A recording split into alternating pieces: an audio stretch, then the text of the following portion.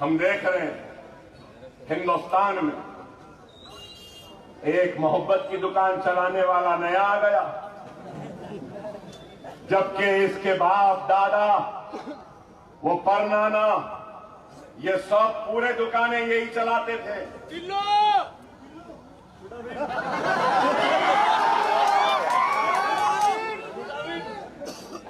तो मोहब्बत की दुकान की बात करने वाले आज आप बताओ, क्या इस बात से इनकार करेंगे कि हिंदुस्तान में सबसे ज्यादा हुक्मरानी का मौका किसको दिया? हिंदुस्तान की आवाम ने इसी नेहरू गांधी खानदान को। तो क्या किया?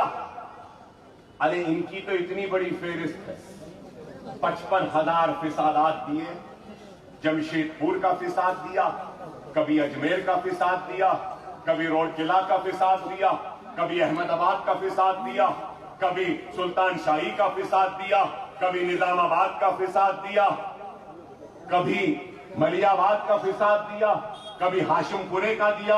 अरे लंबी फेहरिस्त है। 55,000 फिसादात के जरिए मासूम हिंदुस्तानियों के खून को बहाया इन लोगों ने, और आज बोलते हैं कि मोहब्बत की दुकान। अरे मोहब्बत की दुकान का इतना ख्याल है तो मोहब्बत के दुकानदार, तुझसे बोलना चाहता हूं, दुकान को चलाना है, दुकानदारी करनी है, तो पहले अपने चाचा के साथ जो नाइंसाफी तुम्हारी दादी ने की थी, वो मेनका गांधी और वरुण गांधी के साथ पहले जा और चाची के पैर पड़ के माफी मांग ले, वरुण गांधी को गले लगा ले, अपने घर में बुला ले, तो जब बोलेंगे कि घर में मोहब्बत पैदा हो गई। घर में तो मोहब्बत नहीं, दूसरों की मोहब्बत की फिक्र है। अरे हमारी मोहब्बत की फिक्र थी तो आज कहते हैं कि ईडी, आईटी, सीबीआई के दावे करवाते हैं मोदी, ऐसा करते वैसा करते। अरे बाबा, तुमने क्या किया था? इमरजेंसी तुम्हारी दादी की देन, सीबीआई तुम्हारे कांग्रेस की देन। अरे तुमने भी अपने इख्तियार में नहीं किया, किसको बख्शा था? सबको जेल में डाला। क्या हमको बख्शा? क्या अब्दुल वाहिद ओवैसी को जेल में नहीं डाले? अरे मोहब्बत के दुकानदार ये नेहरू ही थे जो बार बार अब्दुल वाहिद ओवैसी से कहते थे कि ये कागज पे दस्तखत कर दो, मजलिस सियासत में हिस्सा नहीं लेगी तो हम चंचलगुड़े से छोड़ दें। यही नेहरू थे। और मोहब्बत की दुकान चलाने वाले, शायद तू नहीं जानता कि तेरी दादी को दारुसलाम आने पर मजबूर होना पड़ा था। नहीं जानता, या नौजवान शायद आप नहीं जानते, इंदिरा गांधी दारुसलाम को आई थी, मालूम है आपको? फिर बोलते हैं कि मजलिस को कांग्रेस बनाई। अरे मजलिस को न नेहरू बनाया न गांधी बनाया, मजलिस को इन गरीब रिक्शे वालों ने बनाया, मजलिस को इन मंडी वालों ने बनाया, पंचर जोड़ने वालों ने बनाया, मजलिस को गय्यूर मुसलमान ने बनाया, इन्होंने नहीं बनाया। और फिर क्या है? अलीगढ़ का फिसाद कौन करवाई? मेरठ का फिसाद कौन? यही मोहब्बत की दुकान। अरे नफरत की दुकान भी तुम्हारे पास ही है और थी, खामोशी की दुकान तुम्हारे पास थी और है, और अब दिखाने के लिए मोहब्बत की दुकान।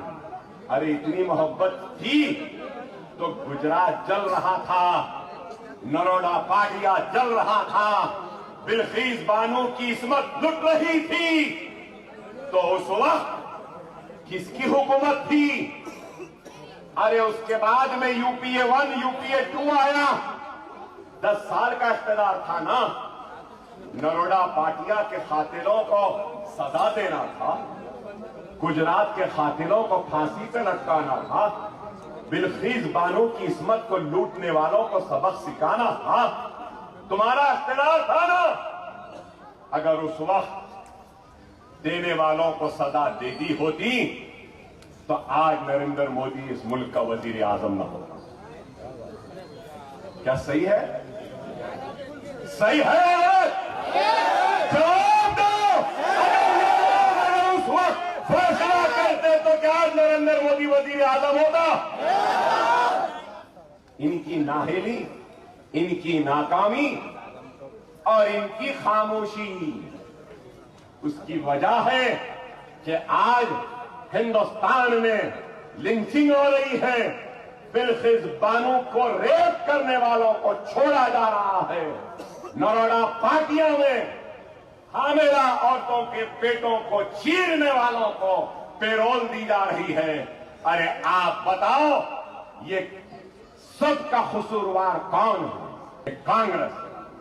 और आज बोलती है कि हमने ऐसा किया वैसा किया। अरे तुमने क्या किया? मैंने बेनकाब कर दिया। मैं आज से 15 वर्ष पहले तकरीर करता था, याद होगा आपको, कहता था रिजर्वेशन हमने लाया, नहीं बोलता था। और मेरा जुमला था कि राजस्थान में आपकी हुकूमत उस वक्त, आसाम में आपकी हुकूमत 5-6 रियासतों में थी, तो मैंने सवाल किया था कि जब वहां पर भी कांग्रेस है तो वहां रिजर्वेशन क्यों नहीं दिया?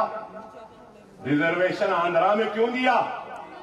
रिजर्वेशन आंध्रा में इसलिए दिया क्यों कि यहां आपका इत्तेहाद, आपका शऊर जिंदा है, आपकी ताकत है। और यहां इख्तियार क्यों दिया मालूम? आपके पास ऐसी ताकत है, तख्त पे बिठा भी सकते हैं, तख्ते पे औंधा भी लिटा सकते हैं। इसलिए दिए। और इनके अब्बा है ना यहाँ पे, हमें इसलिए दिए। कल राजस्थान जाकर आया, क्या राजस्थान में रिजर्वेशन है? नहीं है। राजस्थान में कांग्रेस की हुकूमत है। अइम्मा और मौजूमीन को क्या 5,000 या 1,000 महाना है? नहीं है। उर्दू स्कूल कितने पूरे बंद हो गए? सिर्फ मदरसा बोर्ड के स्कूल है 3,000, उससे हटके कुछ नहीं। वक्फ बोर्ड को फंड नहीं है, ग्रांटीन है नहीं है, बच्चे कमजोर हैं। हायर एजुकेशन सुनो, हायर एजुकेशन मतलब 10th के बाद junior college degree, post graduation, doctor, वकील या इंजीनियर या MBA, हायर कितने